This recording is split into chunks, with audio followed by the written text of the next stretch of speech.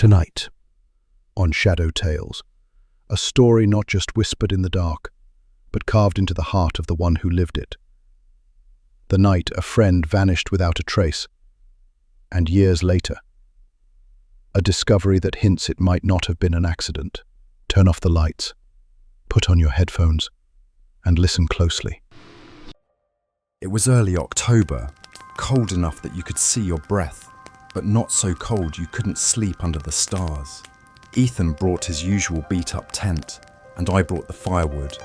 That day felt off. The trail we always took was unusually quiet. No birdsong, not even the rustle of squirrels. Ethan kept stopping, glancing over his shoulder. "Hear that?" he'd whisper.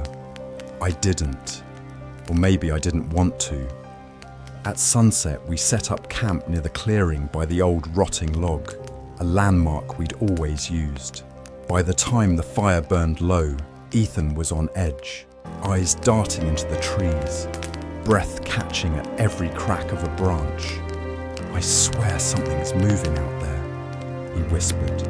I told him it was nothing, just wind, or maybe a deer, but part of me knew he was right. The forest felt different. Watching, we turned in for the night. The last thing I remember hearing before falling asleep was Ethan's breathing in the tent beside me. I woke up sometime after midnight, cold. The fire had burned down to embers. At first I thought Ethan had gone to take a leak, but minutes passed, then an hour. I grabbed my flashlight, stepping into the darkness, calling his name. "Ethan, you good, man?" No answer, only the echo of my own voice swallowed by the trees. I walked in circles, following what I thought were fresh footprints. They led toward the rotting log.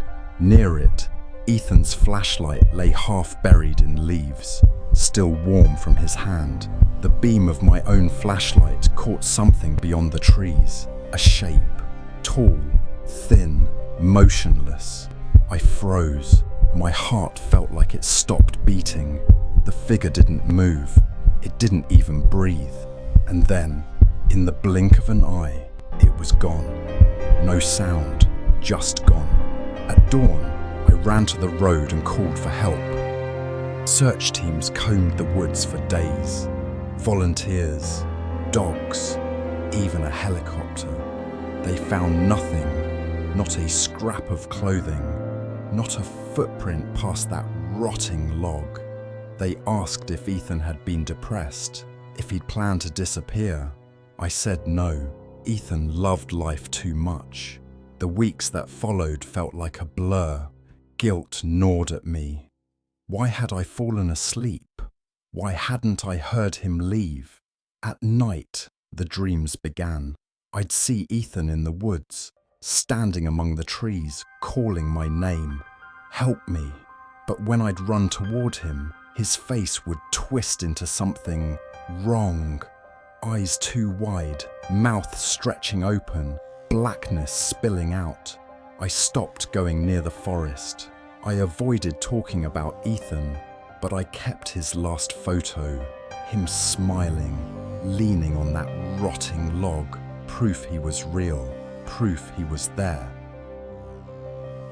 Years passed. Then one night, I stumbled onto a video online, a recording someone had found deep in the woods. "If you're hearing this, I'm hiding in the woods and I need your help." The voice was raw with terror. They described the same feeling of being watched, the same rotting log, the same tall figure among the trees. My blood ran cold. It couldn't be a coincidence. Had someone else been taken? Was it the same thing that took Ethan?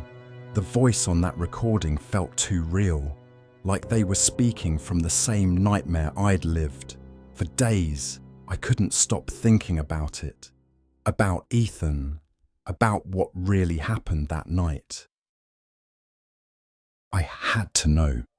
So last week, for the first time in years, I went back.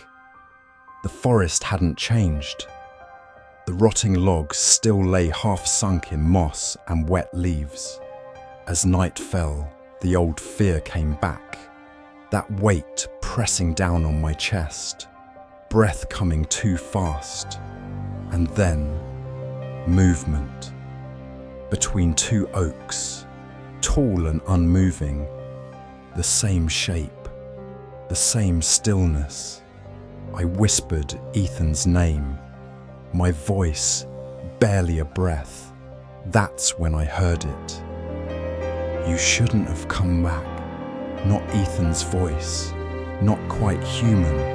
The air felt colder, the darkness thicker. My hands shook so hard I nearly dropped my recorder. Rustle, heavy breath, I backed away, but the shape didn't move. And then everything went black. What do you think really happened in those woods? Share your thoughts below. And if you want more stories whispered in the dark, subscribe to ShadowTales. Until next time, stay in the light.